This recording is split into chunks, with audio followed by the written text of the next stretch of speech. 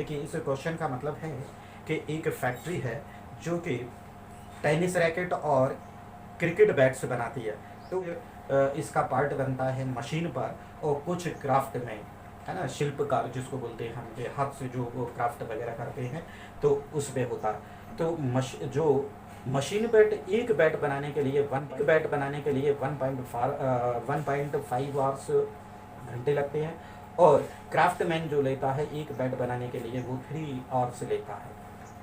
और दूसरा cricket bat बनाने के लिए 3 आवर्स मशीन पे टाइम लगता है और 1 आवर्स क्राफ्टमैन लेता है, तब एक बैट बनता है।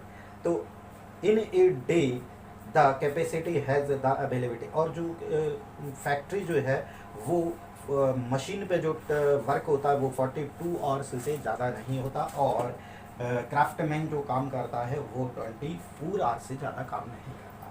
ठीक है, तो इसको हम एक टेबल बनाते हैं इन ए डे। ओके, तो अब इसके बाद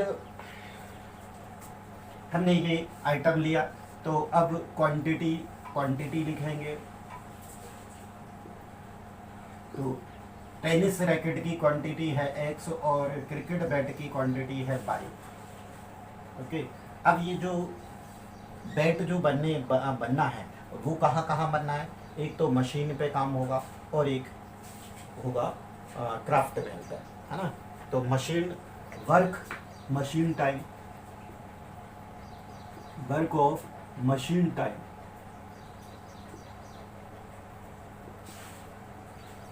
इन आवर्स, और work of craftsman in hours. ये दो जगह ये बैट बनना है।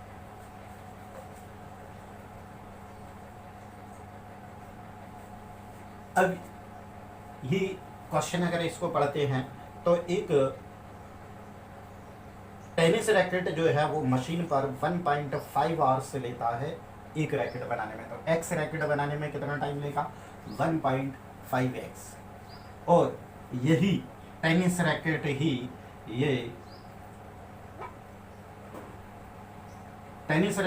ये कितना ले रहा है? क्राफ्टमैन ले रहा है 3 आवर्स, तो 3x हो गया। और दूसरा जो ये बन रहा है क्रिकेट वाला, cricket test while the cricket bat 3 hours machine time, तो 3y हो गया, और 1 आवर हो गया क्राफ्टमैन, तो y। ये अब यहाँ पर हम टोटल लगा दें।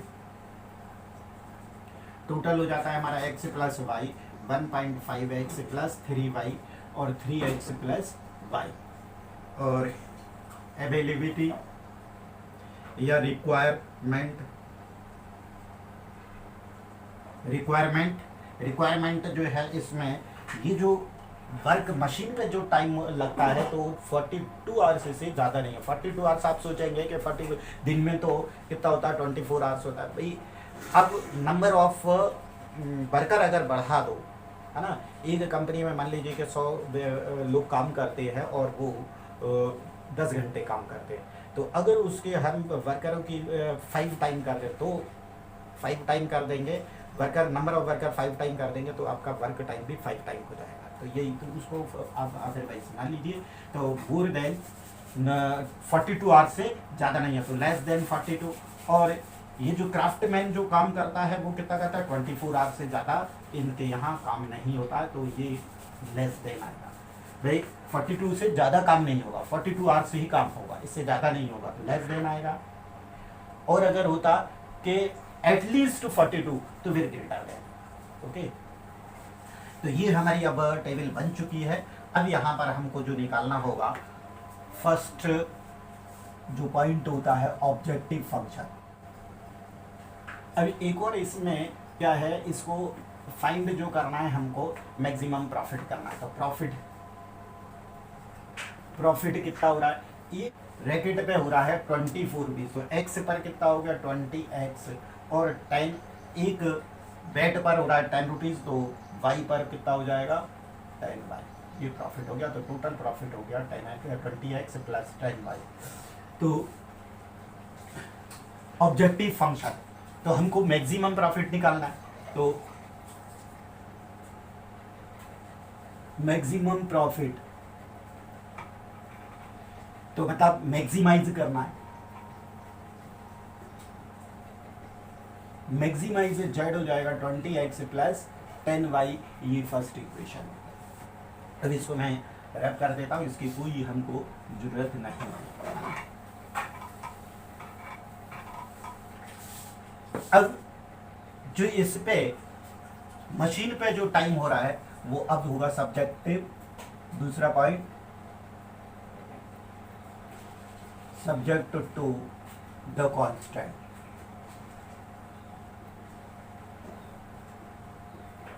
सब्जेक्ट टू द कांस्टेंट में एक ये टोटल तो 1.5x plus 3y less than और इक्वल टू 42। तो इसको 5×10⁻40 ये हो गया दूसरा इक्वेशन। अब क्राफ्ट टाइम कितना लगता है कि 3x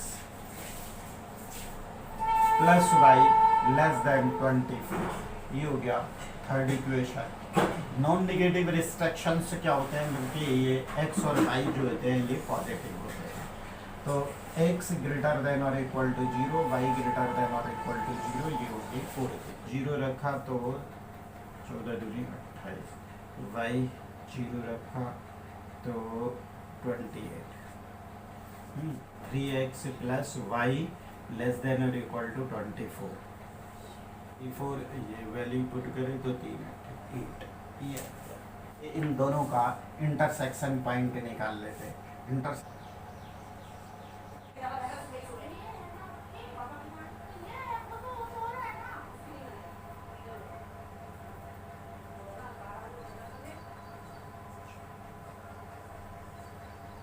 तो x is equal to 28 minus 24, तो x इज इक्वल टू 4। तो p के कोऑर्डिनेट आ गए अब आपके 4, 12 आ गए। अब इससे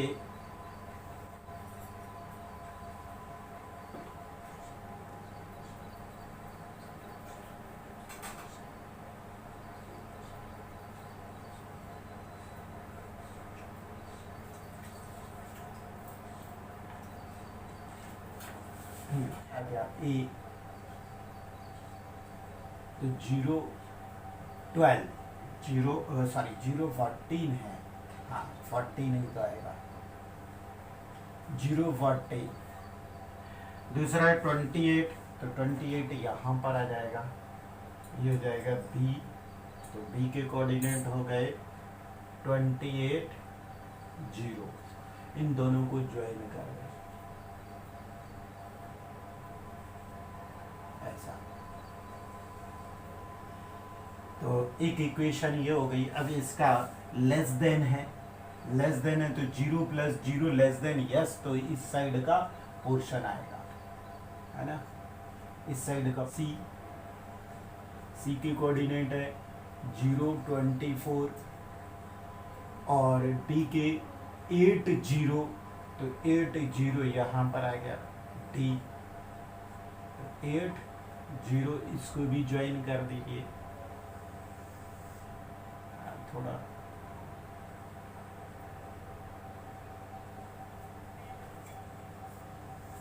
ऐसा आएगा, तो ये इसका हो जाएगा, इसकी इक्वेशन हो जाएगी 3x plus Y is equal to 24। अब इसमें भी क्या है, लेस देन है, तो 0 प्लस 0 लेस देन 24, तो इसका भी पोर्शन किस साइड, इस साइड आएगा, तो दोनों में कॉमन ये हो गया। ये फिजिबल रीजन है। और p के कोऑर्डिनेट हमने निकाल लिए हैं, तो 20। मिनिमम प्रॉफिट के लिए हम यहाँ पर एक कॉर्नर ले लेते हैं, कॉर्नर्स, और पढ़ना पड़ेगा कि feasible region,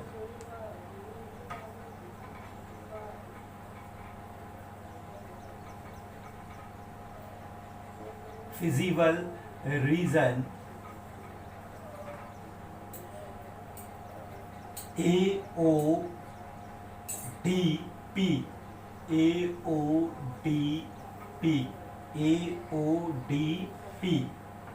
is bounded region।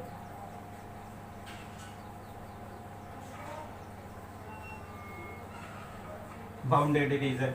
तो अब इसके जो कॉर्नर है पहले ओ का ही निकाल लेते हैं, फर्स्ट ओ का निकाल लेते हैं। तो ओ के हैं 0 0, तो यहाँ 0 रखेंगे तो 0 वैल्यू आ जाएगी। दूसरा है ए, तो ए के पॉइंट हैं 0 14, तो 0 14 तो वाई की वैल्यू 140 हो गई।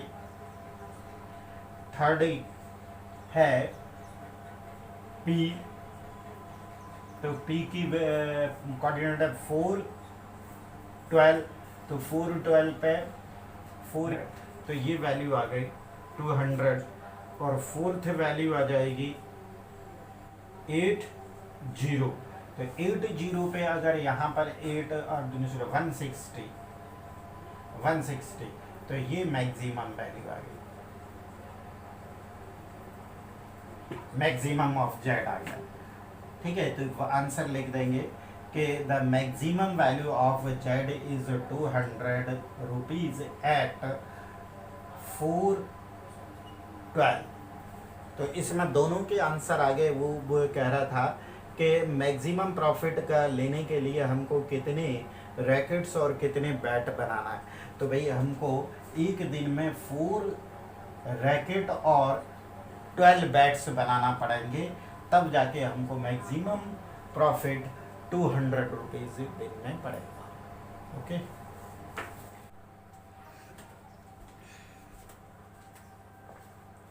यस। फोर्थ क्वेश्चन है, फोर्थ क्वेश्चन में देखिए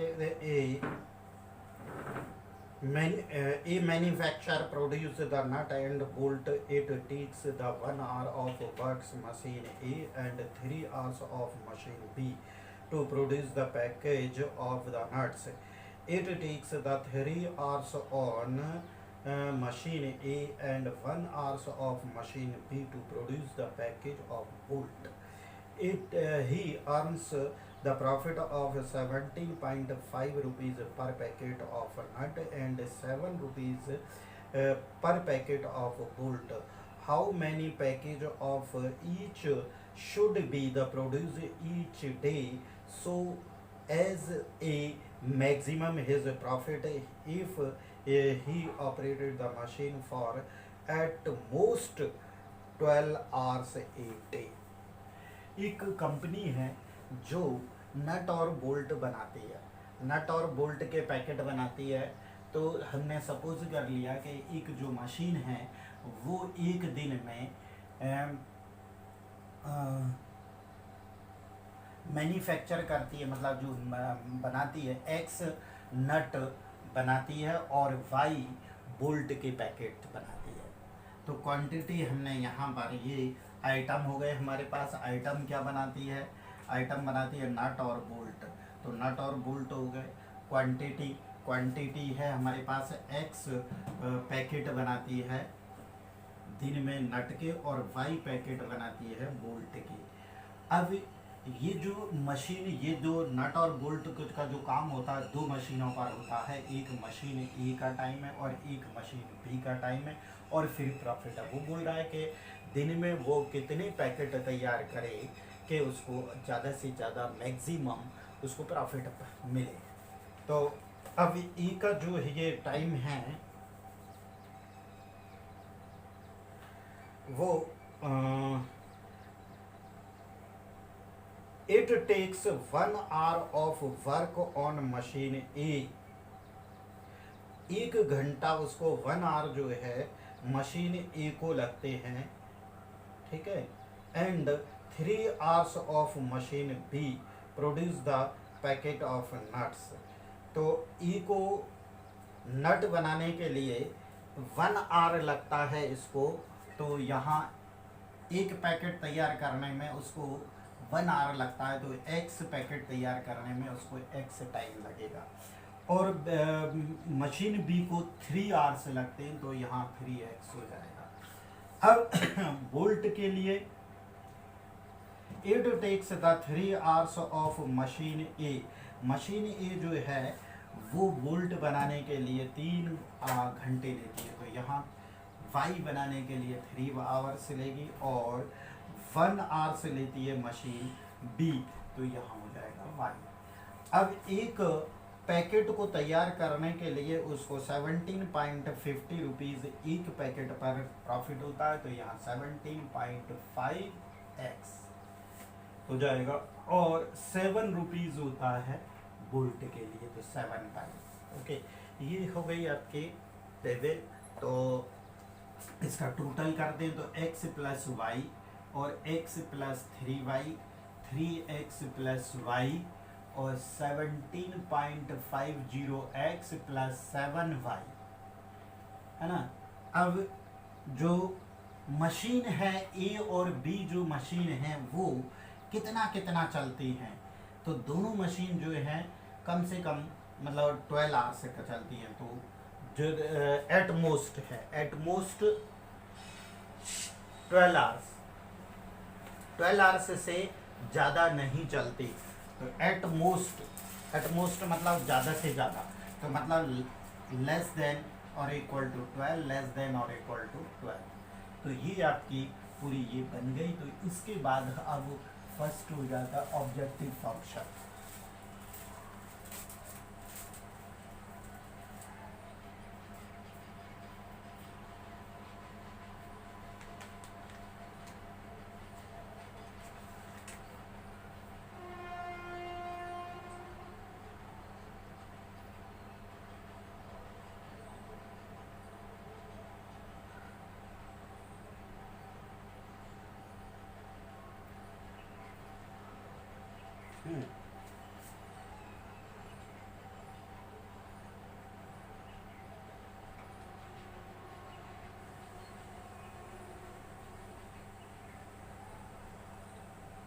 maximum profit,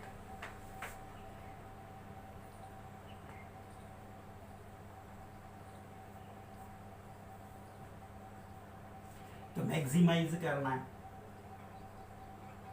maximise z is equal to 17.5x plus 7y, ये इक्वेशन बना हुआ है। सेकेंड पॉइंट जो है subject to the function, subject to the constant.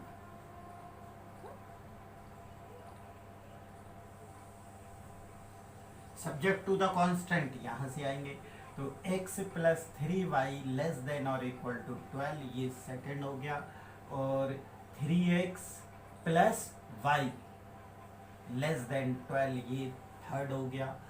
और नॉन नेगेटिव रिस्ट्रिक्शंस मतलब इसी में लिख देते हैं हम 0 और y ग्रेटर देन और इक्वल टू 0, ये फोर्थ हो गया। ये इक्वेशन आपकी बन चुकी है। तो इसमें भी आपका क्या आएगा, ठीक है। अब मैं इसको रब कर देता हूँ, ये ऑप्शनल है, आप डायरेक्ट अगर ये लिख सकते हैं तो डायरेक्ट लिख दें, अदरवाइज ये बनाने के बाद ये इक्वेशन बिल्कुल परफेक्ट आती है। आपको ध्यान रखना है कि आइटम क्या बनेगा, उनकी क्वांटिटी क्या होगी, वर्क कहाँ कहाँ हो रहा है। वर्क हो रहा है एक मशीन ए पर हो रहा है, एक मशीन बी पर हो रहा है। फाइंड क्या, प्रॉफिट निकलवा रहा है, तो एक प्रॉफिट का कॉलम निकलेगा। तो अब करते जाइए। नट के जो पैकेट बनाने के लिए 1 घंटा मशीन ए लेती है एक पैकेट बनाने के लिए, और 3 आवर्स लेती है मशीन बी।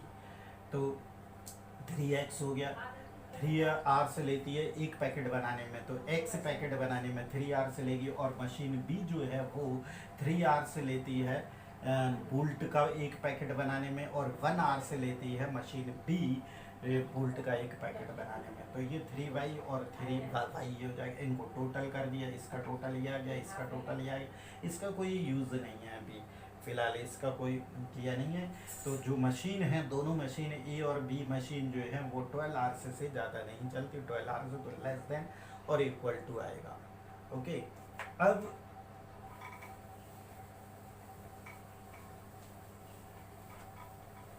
इसका हम ग्राफ बना लेंगे। ये 4th क्वेश्चन है। तो फ्रॉम टू का क्या है, x plus 3y is less than की जगह पे आप इज इक्वल टू लिखेंगे। तो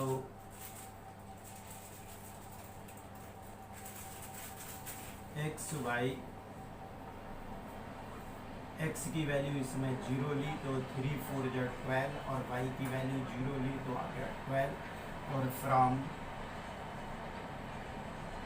3 तो 3 इक्वेशन क्या है 3x plus Y is equal to 12 तो इसमें भी वैल्यू यही आएंगी लेकिन चेंज हो जाएंगी। x की वैल्यू 0 लेते हैं x की वैल्यू 0 लेते हैं तो 3 4 जा 12 यहाँ पर x की वैल्यू 0 ली तो ये 12 आ गया, y की वैल्यू 0 ली तो 3 4 जा 12 ये आ गया। अब इन दोनों के इंटरसेक्शन पॉइंट निकालने तो इंटरसेक्शन पॉइंट निकालने के लिए x plus 3y is equal to 12 और दूसरा है 3x plus Y is equal to 12। तो क्या करते हैं हम इसमें 3 का इंटू कर देते हैं और इसमें 1 का तो 3x plus 3y is equal to 12 रहा और 3 3 ज़ा 9 3 3 ज़ा 9 और 12 36 36 और 3x plus Y is equal to 12 हो गया, माइनस कर दो तो ये माइनस कर दिया और ये 8y हो गया इज इक्वल टू 24 तो y इज इक्वल टू 8 दिया 24 3 आ गया। ये y की वैल्यू इसमें पुट कर दे तो 3x plus 3 is equal to 12 तो 3x is equal to 12 minus 3 तो 9 x इज इक्वल टू 3 तो p के जो पॉइंट आ गए 3 और 3 आ गए।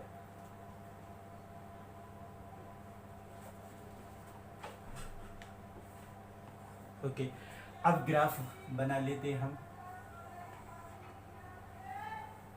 ये x और ये y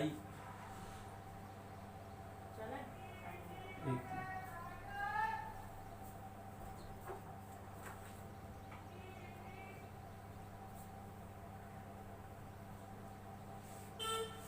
तो 0 4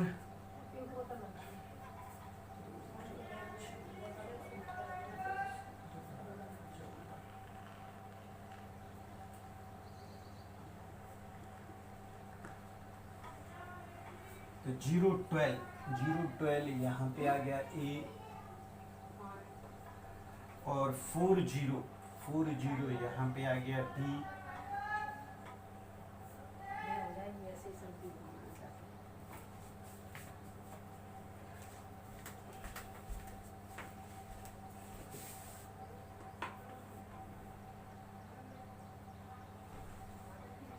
तो ये इक्वेशन थी x plus 3y is equal to 12। दूसरी इक्वेशन 0 12 गलत हो गई, अच्छा ये वैल्यू रख देते हैं, ये वैल्यू है 0 12 और 4 0 तो ये सेकंड इक्वेशन थी। ये 3x plus Y is equal to 12 तो इसका पोर्शन आएगा इस साइड का क्योंकि 0 0 लेस देन 12 हो जाएगा तो इस साइड का कॉस्ट आएगा और सेकंड 0 4 तो 0 4 मतलब यहाँ पे आ गया c कोई भी लिख दे 0 4 और d 12 0 तो इन दोनों को ज्वाइन कर दें। इसकी इक्वेशन है 3x plus x plus 3y is equal to 12 इनका इंटरसेक्शन तो इसका भी पोर्शन नीचे का आएगा। ये फिजिबल रीजन हो गया, p के कोऑर्डिनेट आए थे 3 3 तो फिजिबल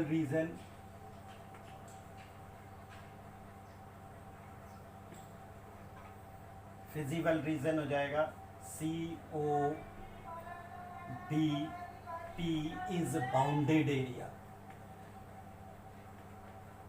बाउंडेड रीजन लिखिए या एरिया लिख दो जो भी। अब इसके मैक्सिमम पॉइंट निकाल लीजिए, कॉर्नर और जेड की वैल्यू क्या है 17.5x प्लस 7y। तो फर्स्ट वाला 0 0 निकाल लें, तो 0 0 निकालते हैं तो 0 ही आएगा। सेकेंड निकालते हैं तो सी के कोऑर्डिनेट आए 0 4, तो 7 चौको 28, और थर्ड P 3 3 निकालते हैं तो 3 पंजे 15, और 3 सत्ते 21 22, और 3 एकम 3 2 5, प्लस और 3 सत्ते 21.5 3 7 17 कैसा टाइम हो रहा है, चलो बाद में देखते हैं।